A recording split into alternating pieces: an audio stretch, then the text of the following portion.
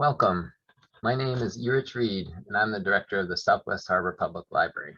Thank you so much for joining us tonight. Our ongoing holiday book sale continues, and we will have a December 29th drawing for a gallon of Holly Masterson's highly coveted scallops. Please come in to see John Putnam's photography, which will hang throughout the whole month of December. In tonight's event, we are recording the program, and it will be accessible later this week on the library YouTube channel. During the presentation, please make a point of muting your mic, just so we don't pick up some background noise, where you are at home. But during the question and answer period at the end, you can activate your mic to ask your own questions. Throughout the presentation, you're also welcome to use the chat feature if you have any questions that we might want to address during the initial 45-minute talk or so. And but otherwise, you will have your own opportunity to ask direct questions towards the end. So I'm very, very pleased to introduce Robin Clifford Wood tonight. She's been a journalist, a columnist, a college instructor, and she was very well received by our community when she gave a presentation 5 years ago, Island Home as Inspiration, Rachel Field, Hortense Flexner, and Robin Clifford Wood. Robin has been visiting Cranberry Isles since 1979 and has lived in Maine since 2001. She has a BA from Yale University, a master's in English from the University of Rochester, and an MFA in creative writing from the Stone Coast program and the University of Southern Maine. The Field House is her first book. Welcome, Robin Clifford Wood. Thank you so much, Erich, and many thanks to Kate also. And I love Southwest Harbor Library. I've been showing up there as often as I can during the summers since I first started coming up here in 1979. And I wish I could be there in person this evening, but this is the next best thing. And it's very nice to think that maybe some people are attending this evening from farther away that wouldn't have been able to come to an in-person event anyway. So I'd love to see where people are coming from, if you want to write that down in the chat box, if you feel like it. And I would also be interested to know, I'm just going to put my screen on gallery for a minute. If you don't mind letting me know by a show of hands, for those of you who are visible, how many of you have read the book, The Field House, already? All right, just a few of you. So I like to cater my talk to people as best I can, and I didn't want to do a lot of reading from passages of the book if most of you had already read it. But it sounds like a lot of you have not yet, and so I'm happy to introduce you to The Field House as we go along this evening. All right, thank you. So here's my plan for this evening. I'm going to tell you a little bit about my story and the story of the generation of this book. I'm also going to tell you the story of Rachel Field, and I hope to share in text some of Rachel's voice and mine, both literally and off the page, because one of the things I'm most excited about is that Bruce Comyson, who sadly did not live to see this book come to life, but he was a huge factor in the beginning of my research process, because he was way bigger Rachel Field fan than I was when I first started this project back in, oh gosh, 2008. And he found Rachel's voice on an old radio program, and I'll be very happy to share that with you later on. So Erich told you a little bit about my background. I've been writing really all my life, and I started publishing back in the late 1980s, but very sporadically. I called myself really an aspiring writer for decades. And I really attribute Rachel Field with the credit for pushing me to the point where I really have become a writer in earnest. And she's responsible for this, my first book, which is a super exciting thing to hold in my hand. So let me tell you a little bit about her. Rachel Field was quite a phenomenon in her time. She was born in 1894 and published her first books her first articles by the time she was 16. She was a playwright, a poet, a children's book writer. She was the first woman to win a Newbery Award for children's literature. Then went on to win the National Book Award for her first novel, which also takes place on the coast of Maine. She was deeply inspired by the state of Maine, even though she was born in Massachusetts and lived a lot of her life in New York. But 3 of her books were made into films, and the end of her life was lived in Hollywood.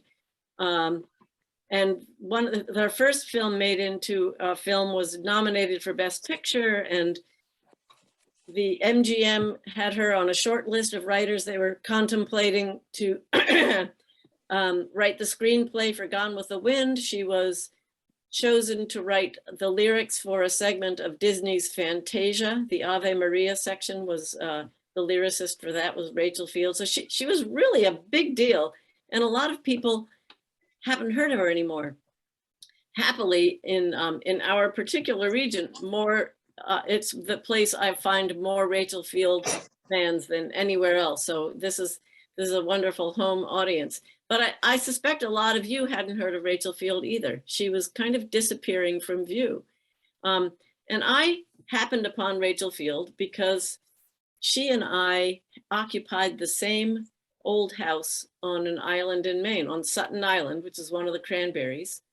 And my husband's family had been going there since way back in the 50s. And I first arrived in the 70s and fell in love with the island as a young teenager, just as Rachel Field did herself.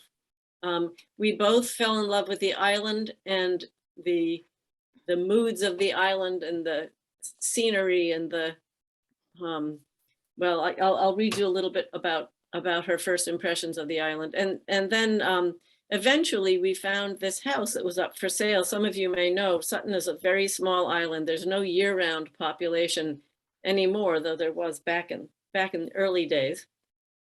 But there's only about 25 houses, no roads, no facilities. It's you push your belongings in a wheelbarrow or carry them in a backpack on your back to get across the island from the town dock where Beal and Bunker drops you off to about a mile across the island to where our house is. And Rachel did the same thing back in the 1920s and 30s, pushing her guests' baggage in a wheelbarrow across Sutton Island. So I feel like she and I have an awful lot in common. I'll show you a couple of other things from Rachel Field, especially since you guys are local. Prayer for a Child was also nominated for a Caldecott Award. That was a posthumous award.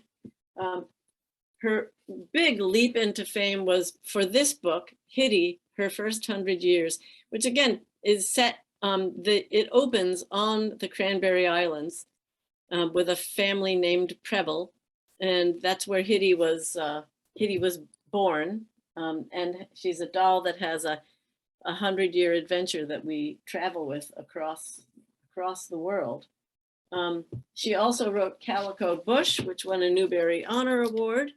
That's really my favorite of her children's literature, also set on the Cranberry Islands. And then her first breakout into adult literature was God's Pocket. And this God's Pocket is the story of Captain Samuel Hadlock, who was a resident of Great Cranberry Island, but I believe he also had, certainly his descendants lived in Southwest Harbor. So there's a lot of local connection to the Southwest Harbor community and Rachel Field. So again, it's very exciting to be talking to all of you guys tonight. So in some ways, it may seem that Rachel Field and I do not have a lot in common, because she was a very famous writer, and I'm barely breaking in at age 60 something, and Rachel Field didn't even live past 47, sadly. She died quite young and somewhat mysteriously. But as I started to explore this house, when I moved into the house that she had bought in 1922 and summered there till the end of the 1930s, and then it was only sparsely occupied after that for a couple of decades, and it was empty for the 8 years prior to when my husband and I went and took a look at it. We heard there was a house for sale on Sutton Island, which doesn't happen very often. It was in bad shape. The deck was squishy and had holes in it. There was a tree growing through the porch roof.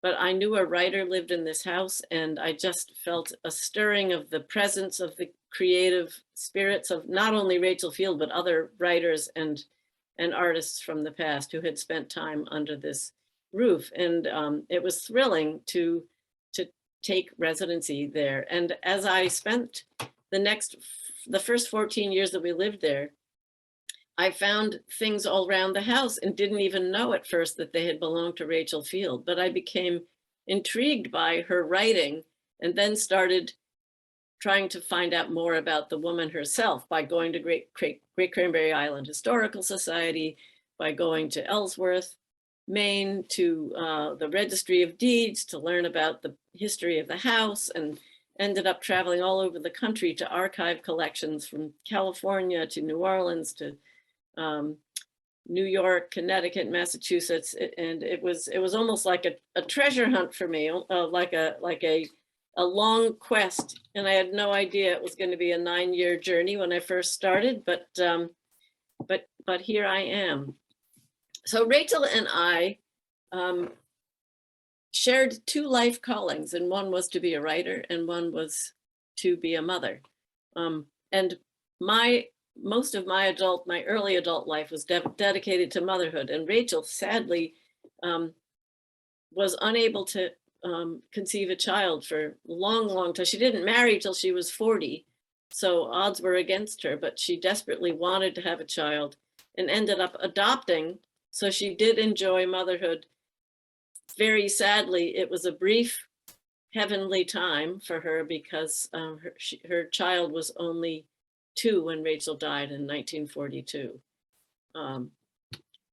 So there's a lot of overlapping of this life that we shared under the roof of this same house that has both moved me to sorrow and moved me to joy, sharing this space with Rachel Field and learning about her. We both wrote rhyming poetry. We both experienced insecurities. We both loved books and reading and dogs and fairy houses made of moss and seashells. We both resonate with the natural beauty of the state of Maine. And I love the lightheartedness in Rachel's writing. One of the reasons I got determined to bring her story back to life is that the end of her life seemed to be so shrouded in tragedy. And the more I read of her work and the more I read her personal letters and all these archive collections, the more I thought, this woman was a ray of sunlight. She lit up a room. People described her being an incredible storyteller, and people's faces lit up when they started talking about her. And they loved even the sound of her melodious voice. So there was just so much intriguing stuff written about her, and her joy and her celebration of the world's beauty, even in hard times, just exuded from all her writing. I'm going to recite for you. The first thing I'd like to do for you is recite this poem, because this was the first thing I had ever heard of that Rachel Field wrote. And some of you may be familiar with it. And since many of you live on an island, if you're on MDI or other islands in the area, you'll probably appreciate it. It's called If Once You Have Slept on an Island. If once you have slept on an island, you'll never be quite the same. You may look as you looked the day before and go by the same old name. You may bustle about in street and shop. You may sit at home and sew, but you'll see blue water and wheeling gulls wherever your feet may go. You may talk to the neighbors of this and that and close to your fire keep, but you'll hear ship whistle and lighthouse bell and tides beat through your sleep. Or you won't know why and you can't say how such change upon you came. But once you have slept on an island, you'll never be quite the same. How many of you have heard that poem before? Anybody? Yeah, some of you, that's great. Yeah, so that really stirred me, as it has stirred many a person. And that was one of my early draws to the life of Rachel Field.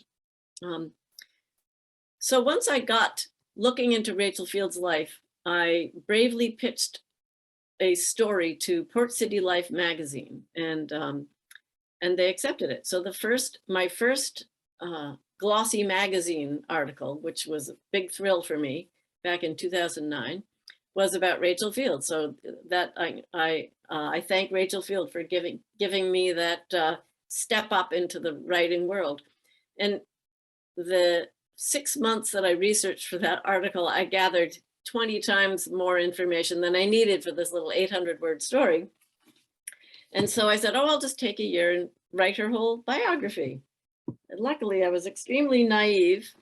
I probably never would have even started this project if I'd known it was going to take me 9 years to complete it. But sometimes being ignorant makes things happen. So who knows? So then I got working on this project in the following years, and I published another couple of short pieces about Rachel Field, and I started giving talks about Rachel Field at like the one at Southwest Harbor Library, and I spoke at on Cranberry Island a couple of times, and at Dirigo Pines in Orono. I went to Stockbridge, Massachusetts, Rachel Field's childhood home, and someone from Sutton Island flew me to Florida to talk about writing biography. So it really was opening up all these new worlds to me to become involved in relationship with Rachel Field and her life. And everywhere I went, people said, the fact that you share this house is so cool. And there's all of these overlaps and parallels and coincidences that kept drawing me back into writing Rachel's story. And they said, you've got to write that. And because I had become so devoted to the idea of bringing Rachel's story back to the world, I really resisted adding myself into her story for a very long time. But it just, time and again, people said, you need to put that in the story. And so 8 years into this 9-year process, I went to a writing conference, and the teacher gave this writing prompt. He said, write a letter to someone who will never read it. 10 minutes, go. And so I immediately wrote, Dear Rachel. And I think I started it, Dear Rachel, are you mad at me? Because I was a little concerned, because I had dug up some of the secrets in her life that I thought maybe she wouldn't want these to be uncovered or wouldn't want me to tell. But the more I went through this journey with Rachel, the more I felt like she was more of a guiding light and encouraging me in this project rather than anything else. And I'm quite convinced that she would support what I have done here to bring her light back to the world. And what I'm going to read for you first is the first letter that I addressed to Rachel Field.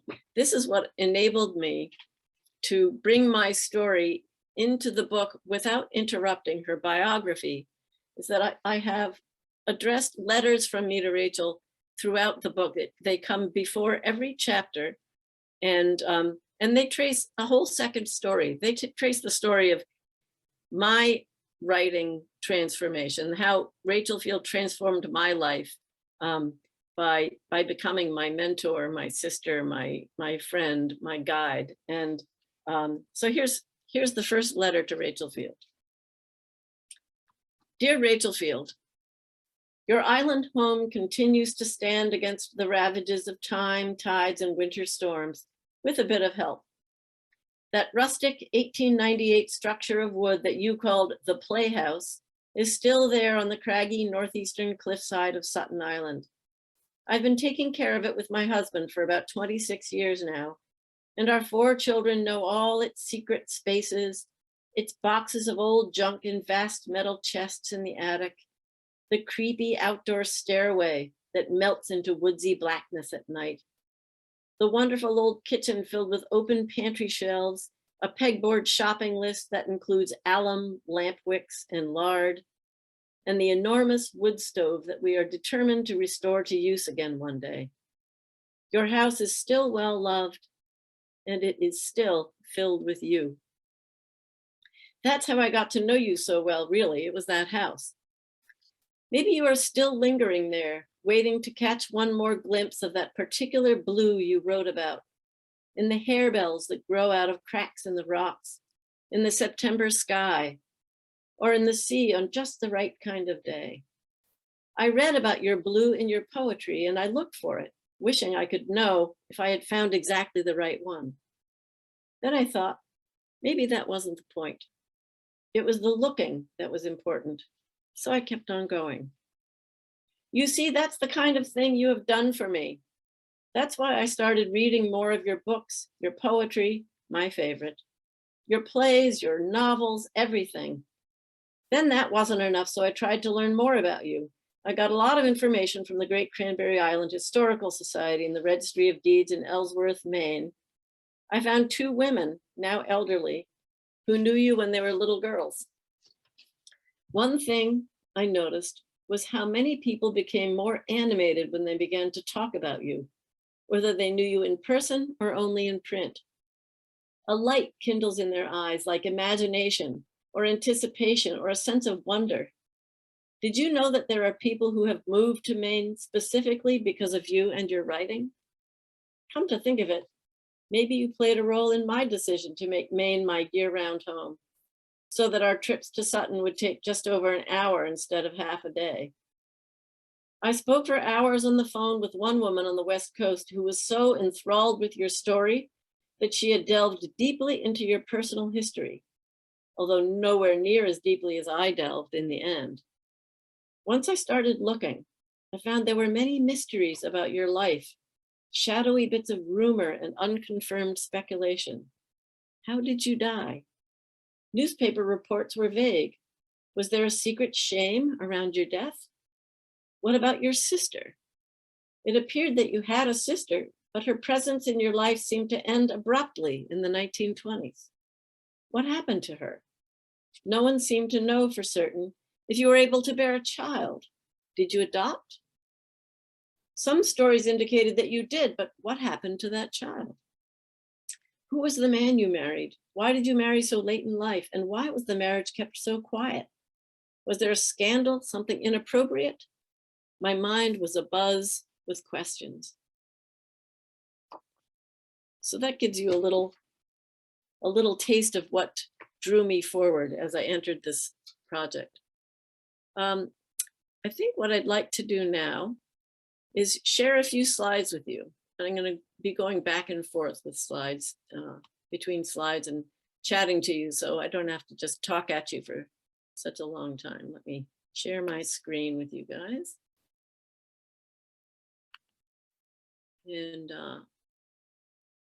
here's some photos of the island, just to give you a little context. Of course, you guys see a lot of these views yourself almost every day, so. Is this good? Can we see that? Okay, so this is the view from in front of our house over to Acadia, looking at Seal Harbor with Cadillac and Hepatica and Penobscot in the background. And there's a sunrise over Bunker Ledge. Here's a shot of the house, which is really sort of a collection of buildings up on brick piers. And these are really fun shots. At last Christmas, my children gave a drone to my husband as a Christmas present. So we have our first aerial views of Sutton Island in the house, which is kind of fun. And so there's a shot with the house. You could see it's kind of a mishmash of several different buildings, and we're looking out across. We're looking north at Seal Harbor. And there I am with my old dog friend Clara on a very recent evening in November. More house shots. You don't need the map because I think you guys all know, but I do this to orient those who don't know this area so well. Sutton Island is, can you see the arrow? Here's Sutton Island right here, in case you are not local.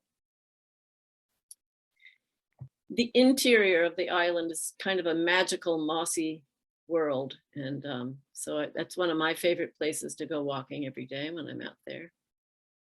And here's some coastal shots. This is a historic shot of the front of the house, probably around Rachel's time. That fenced pathway is was long gone before I first came to the island in the late 70s. Here's that pegboard in the kitchen.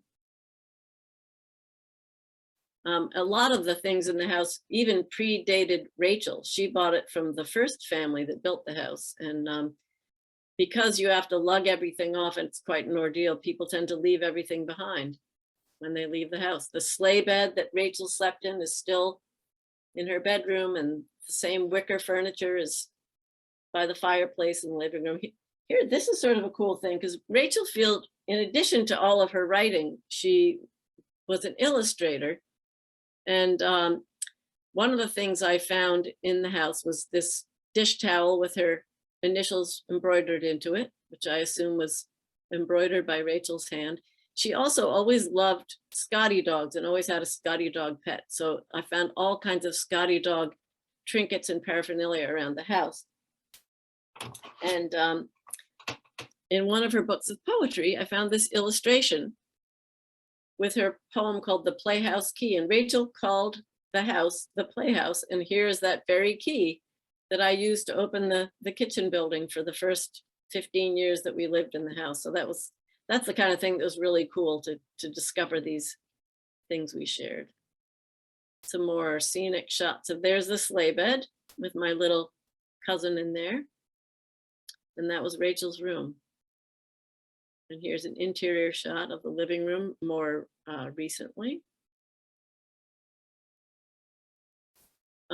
One of the other things Rachel and I had in common, which I didn't even know until I started the research, my children and their cousins and island friends like to put on plays in the middle of the island. They did that at least a couple of summers and invited all the islanders to come and watch. And I learned as I researched Rachel's life that she directed a bunch of island children in one of her own plays on Sutton Island one summer. So that was another interesting little parallel between her life and mine. Here's Rachel with her dog Spriggan. And her Newbery medal in one of the archive collections that I visited in Massachusetts. I became intimately familiar with Rachel Field's handwriting, and it's kind of a lost art. I don't know about you, but I absolutely instantly recognized the handwriting of my best friend from high school, from my youth. I knew my parents' handwriting so immediately and so intimately, and I became very familiar with Rachel Field's handwriting, which I loved. It's very expressive and filled with loops and flourishes, and she often squished extra lines along the margins and along the bottom. This one describes when she first bought the Playhouse, as she called it, on Sutton Island, and it gives you a little taste of her sense of humor too. She at the bottom, she says, "As Elizabeth undoubtedly told you, I am being a most foolhardy creature this summer." You see, this is July of 1922. "Not only buying this bungalow here where we have been so many summers, but also parting company with my movie job. All goes merrily for the present, but occasionally I do take thought for the morrow, or rather next winter, when I shall probably join the ranks of Highland's bread line, or else take up my stand by the public library lions with a tin cup in my hand. I wish I could have a hand organ and monkey, but you know that New York really forbids the latter. So I thought that was kind of cute. And here she is on Sutton Island. I stumbled upon this photograph in an encyclopedia in the library one day. It was very exciting because I think I know almost exactly where she was sitting with her dog in this picture. And I figured since I put Rachel with her dogs, I would include me and my dogs too. Here's a couple of those. And unlike Rachel, I got to enjoy bringing my children to Sutton Island, and it really was just like heaven for kids. And even when they're grown, which they are now, only there's one in-law missing from this picture. So, and they all love Sutton Island. So I'm gonna stop sharing now and go back to telling you a little bit more about the story of the book. So hang on one second here. Let's see what I want to share with you now. So I'm going to share with you another bit of something by Rachel. Rachel Field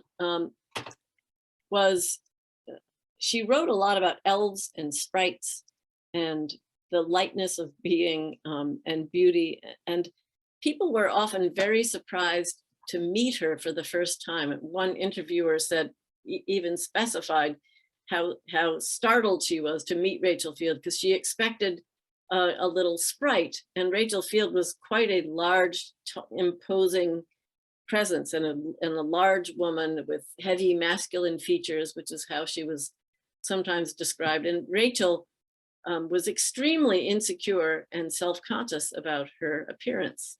Many of her characters in her poetry and in her prose are people who are over large or awkward or clumsy. And this poem, which is one of her poems, which became very popular and it was heavily anthologized, expresses this sentiment that really plagued a lot of her life. My inside self. My inside self and my outside self are different as can be. My outside self wears gingham smocks, and very round is she, with freckles sprinkled on her nose and smoothly parted hair, and clumsy feet that cannot dance in heavy shoes and square.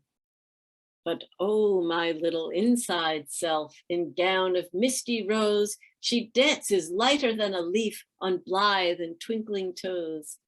Her hair is blowing gold, and if you chanced her face to see, you would not think she could belong to staid and sober me. And there's another poem in here called The Quiet Child, where she's a very good girl during the day, and they put her to bed, and little do they know that by dark of night, she sails off on her broomstick as a wild, bad witch.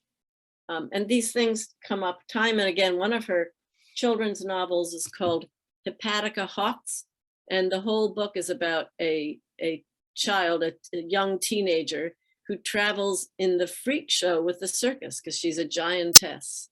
So it really was quite a powerful presence in Rachel's life, this whole idea of her exterior not expressing what she hoped the world would see in her. But I think her writing beautifully portrayed that Rachel, and I can feel it. I've got another little passage I'd like to read to you here to give you a little more of my narrator voice in the biography section and some of Rachel's voice. Rachel is quoted heavily, and a lot of her letters are in this book.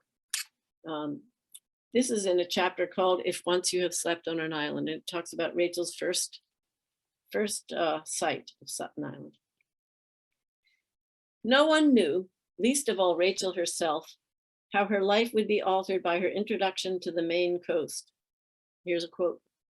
From the year that I was 15, Rachel wrote in 1934, I have been going each summer to a small, beautiful wooded island off the coast of Maine, and I suppose that it, more than any one other thing in my life, has helped me with my writing, for it means roots and background to me. It creeps into nearly everything I write, and I never want to be anywhere else when summer comes around. Roots and background were essential forces throughout Rachel's life, but the roots and background of her Stockbridge ancestry faded out of sight once she discovered Maine. Here's Rachel's voice. One doesn't have to be born in a place to have roots there. I think one root struck down into Maine soil on my first visit to the state. It was when I was 15 years old, the most impressionable age. I shall never forget how I was stirred by my first view of the Maine coast, coming into Rockland in the early morning light. I felt an uplift as at no other place. In the firs pointing skyward, the glisten all around me, the old ships from distant ports at the wharves, these things still stir me. And when I read things like that, it always stirred me because I felt so many of the same things when I came to Sutton Island. And I'll tell you, during the 9 years that I worked on this project, I have to clarify and say I didn't spend a steady 9 years by any stretch. I actually often tried to get rid of this story. It was overwhelming. It was so big. It was too hard. It was taking too long. I hit these roadblocks and unknowns that were just frustrating. I had some of these mysteries I couldn't figure out. There was one mystery about a diary entry that Rachel's mother had written into a Wanamaker's diary from 1928 up on the shelves of the living room of the field house. And I found that and started reading there. And a couple of Lucy Field's entries, Rachel's mom, said, Rachel and Lyle, all devotion. And somewhere else it said, she has an almost maternal care of him. And Rachel and Lyle off to do the marketing today. And I thought, who is this Lyle? Because I knew she married a man named Arthur Peterson in 1940. And they went to California together, back and forth, trying to make their way. But he was an actor from New York, and there was no Lyle. I also read some of Rachel's poetry in one of her poetry collections that had intense heartbreak and pain. She clearly had a broken heart somewhere along the way, and I didn't know who this Lyle was and if that might be the source of the heartbreak. It was a mystery for a long, long time. But like everything else, I mean, I ended up going to California. So I'll back up a bit. I was really being a full-time mom most of the time I was going through this research process. The research kept on dovetailing with the things I needed to do as a mom all through these years. So Rachel died in California and spent many years there. And right when I needed to do the research for this first magazine article, my daughter's college softball team was having their spring training in California and invited all the parents to come out and watch the softball competitions out there. So there I was going to California right at the right time. And while I was there, I got to visit Rachel Field's old homes. I went to the MGM studio and the Academy library and found all kinds of materials. And I visited the hospital where Rachel died. And I had been able to contact a retired doctor who was doing a history on the hospital. And he, after I went through the very convoluted process of getting a permission from a distant relative of Rachel Field to let me access her medical records, he agreed to share with me the book entry from her admission of the last time she entered the hospital in 1942. So all that happened because of my daughter's softball games. Another huge collection of Rachel Field stuff turned out was at Yale, and I had 2 kids at Yale, so I got to visit kids while they were there. And I went to the Library of Congress in Washington, D.C. when my son was living there. And I had kids living in Cambridge when I did the Cambridge research, and got to visit Vassar College with my mother, and I'd never been to my mom's alma mater. She went to Vassar as a teenager, when she was young. And my mom was my research assistant for a day there. So my research, my Rachel Field life interwove itself with my family life in such a perfect way. And so here was another example of that. And this has to do with the Lyle story. In, many years into this research, I was about to drive my youngest daughter down to New Orleans to Tulane University. I'd never been before. And I had a couple of weeks before we drove down there. And this was one of those times, again, I had tried to put the research away, but like so many times, something would drop in my lap, or I'd get a call, or I'd stumble upon a new piece of information that tempted me back into the project. And so during this lull that summer, on the brink of driving down to Tulane with my daughter, I pulled out my notes and I found the name of Lyle Saxon. And I said, I didn't remember this name. I wonder if Lyle Saxon could be that Lyle that was written about in that diary when Rachel Field's mom wrote Rachel and Lyle All Devotion. So because of the magic of the internet, in no time at all, I was in touch with two different biographers of Lyle Saxon, who was a writer back in that same time period. The second one said, I can't believe you live in Rachel Field's house. I almost wrote a biography of Rachel Field because I stumbled upon the most incredible bunch of letters I've ever seen. There's 30 letters. I'm sure she was in love with him. And she wrote these incredible 30 letters.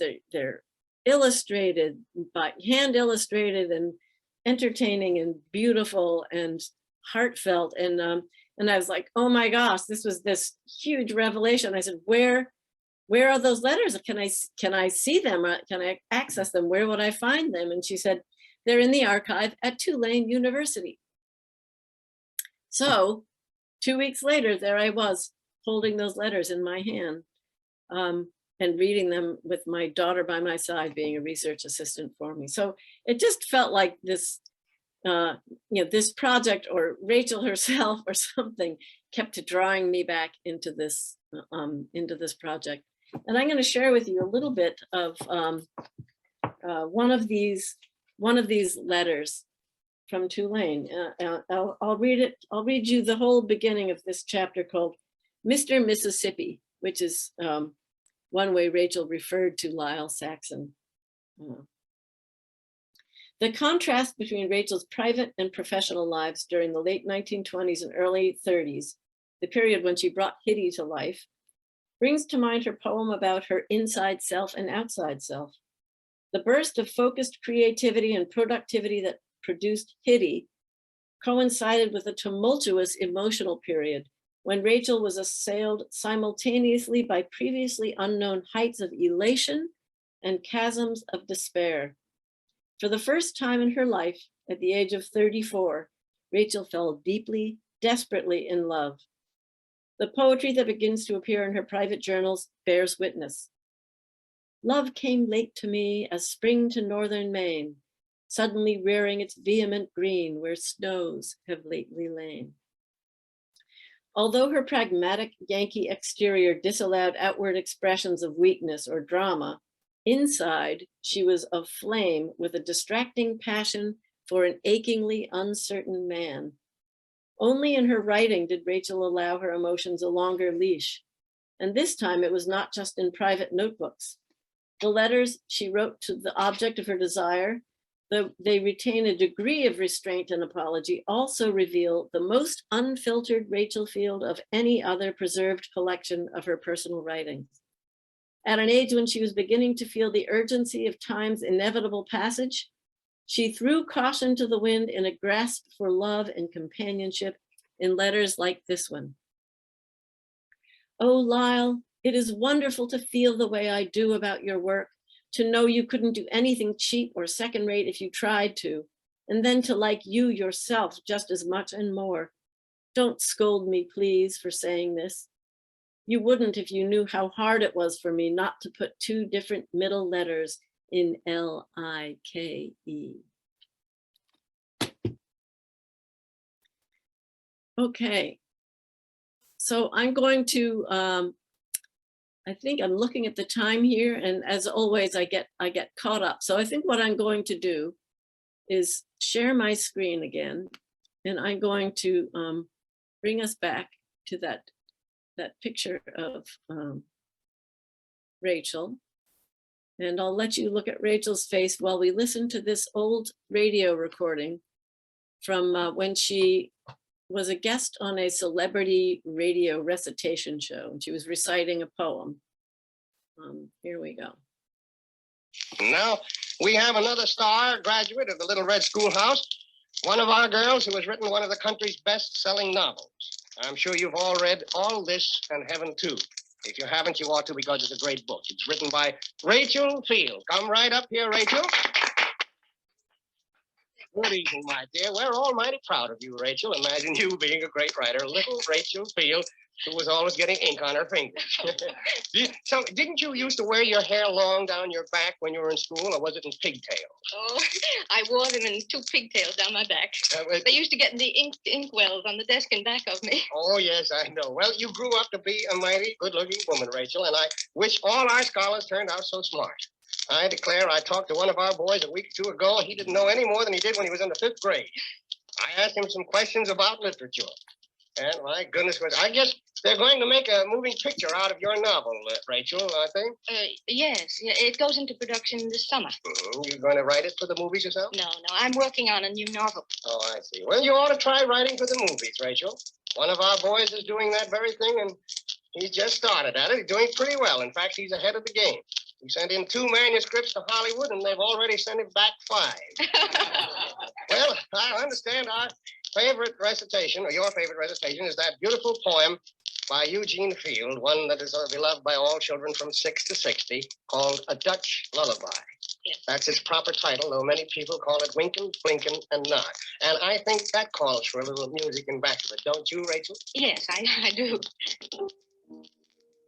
Winkin', Blinkin', and Nod one night sailed off in a wooden shoe, sailed on a river of crystal light into a sea of dew. Where are you going and what do you wish? The old moon asked the 3. We've come to fish for the herring fish that live in this beautiful sea. Nets of silver and gold have we, said Winkin', Blinkin', and Nod. The old moon laughed and sang a song as they rocked in the wooden shoe. And the wind that sped them all night long ruffled the waves of dew. The little stars were the herring fish that lived in that beautiful sea. Now cast your nets wherever you wish, but never afeard are we. So cried the stars to the fishermen 3, Winkin', Blinkin', and Nod. All night long their nets they threw for the stars in the twinkling foam. Then down from the sky came the wooden shoe, bringing the fishermen home. 'Twas all so pretty a sail, it seemed as if it could not be. And some folk thought 'twas a dream they dreamed of sailing that beautiful sea. But shall I name you the fishermen 3? Winkin', Blinkin', and Nod. Winkin' and Blinkin' are 2 little eyes, and Nod is a little head. And the wooden shoe that sails the skies is a wee one's trundle bed. So shut your eyes while mother sings of the wonderful sights that be. And you shall see the beautiful things as you rock on the misty sea, where the old shoe rocked the fishermen 3, Winkin', Blinkin', and Nod.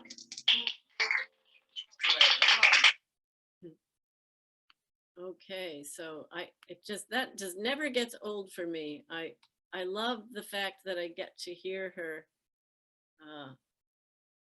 Oopsie. I just lost track of my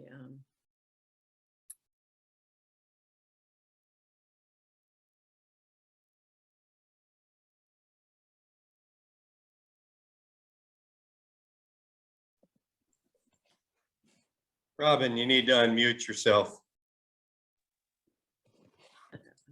sorry about that. So I just became thoroughly enchanted by Rachel's voice. I love the fact that I got to hear her laughter. And she was an actress as a child and as a young adult, and I can see why. She just had a captivating voice, I find. So I'm going to just finish up by sharing a couple of observations. So the thing that really made me decide to turn this book into a hybrid of biography and memoir is that I feel as though it became a tale of a friendship. I suppose in a way I almost fell in love with my subject. We became friends, and I think we traded mutual gifts. I feel I've given Rachel Field a gift by bringing her light back to the world, but I also feel like she gave me inestimable gifts by encouraging me to bring my writing up to the next level and to hold a book in my hand that was thanks to her. A reviewer named Alan Adams, who writes for the Maine Edge, said one of my favorite things that any reviewer said, and I'll finish with this line. Before I read this book, he writes, I had never known Rachel Field, and now I'll never forget her. So that's the best thing I could hope is that people will never forget Rachel Field after sharing my book. And I would love to hear your questions. And thank you for being here. All right. Well, thank you so much. That's such it's so great to bring her back to life, and then also it's inspiring to see such a successful citizen historian as yourself. So that's great. So if you have interest in asking a question, feel free to raise your hand, or you can also ask in the chat feature. And I think from earlier, Amanda, do you have a question?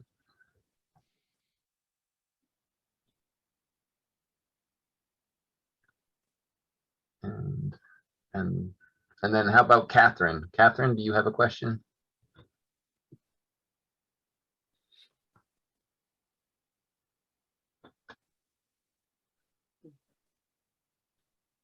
Okay. How about Gordon?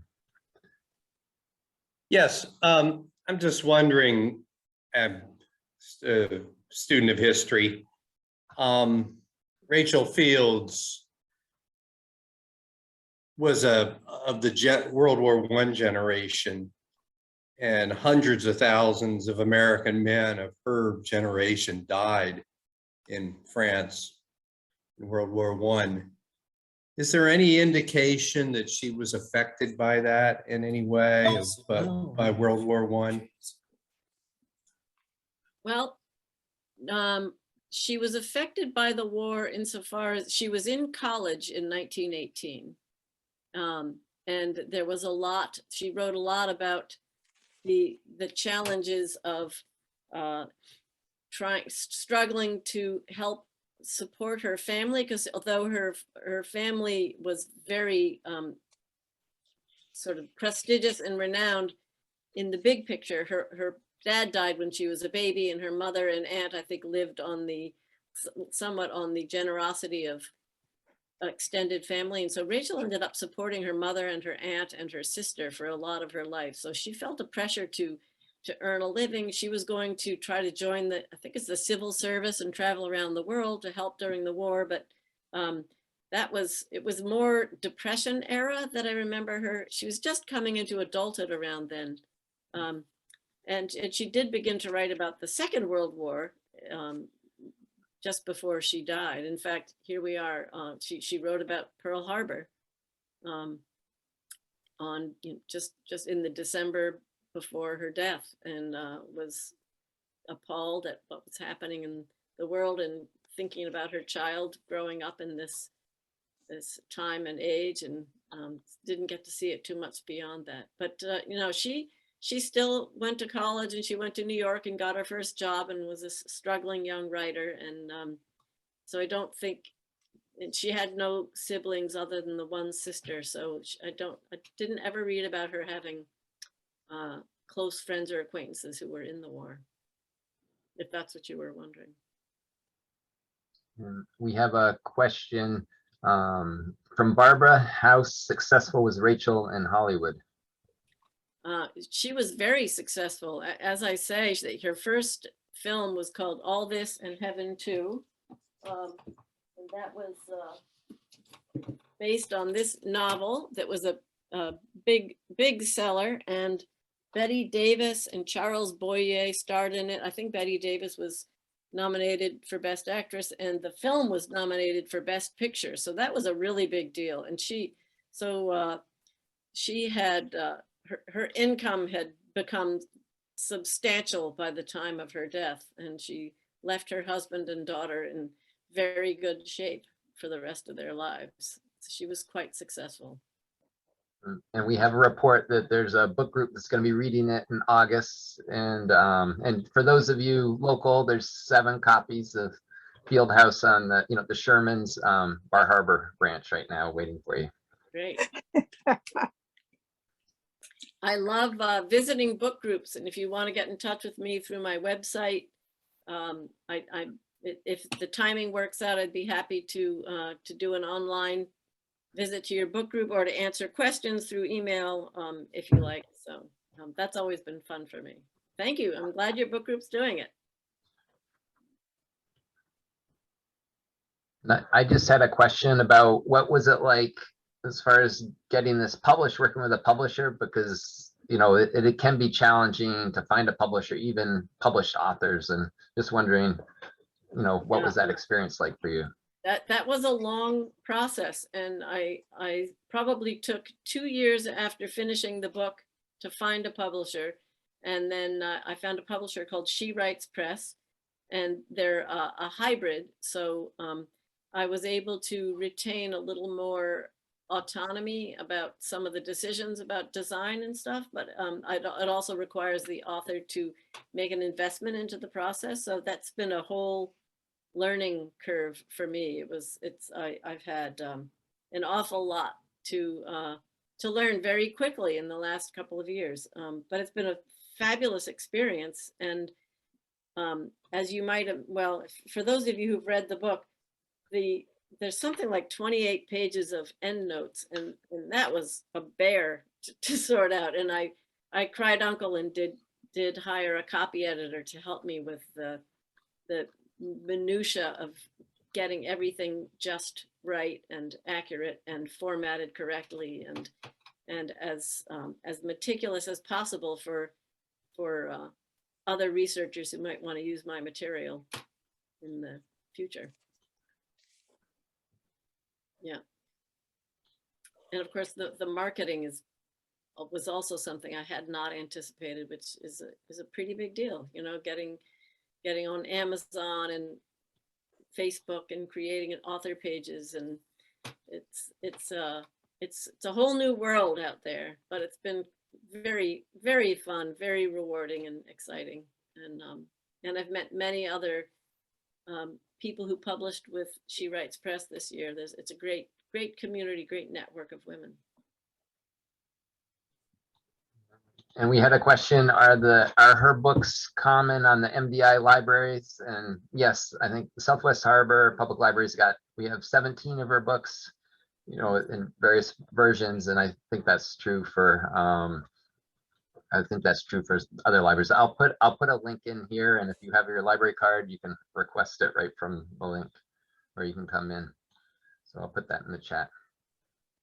I should also mention I'm going to be teaching a class about writing and memoir and biography in Rachel Field through Acadia Senior College this spring, and we'll be reading one of Rachel's novels and my book in companion with that process. So yeah, I think MDI has probably more Rachel Field stuff than any other part of Maine, but a lot of libraries have Rachel Field stuff, and you can find her stuff in vintage and used books things online, Abe Books, and she has stuff on Amazon, and it's findable, but it takes a little effort. That's great. And Kate, Kate just put in a link to Robin's website. So if any of you want to take a look at that, just go right into the chat. And Kate, can you pop up and say hi so we can thank you for all your technical support?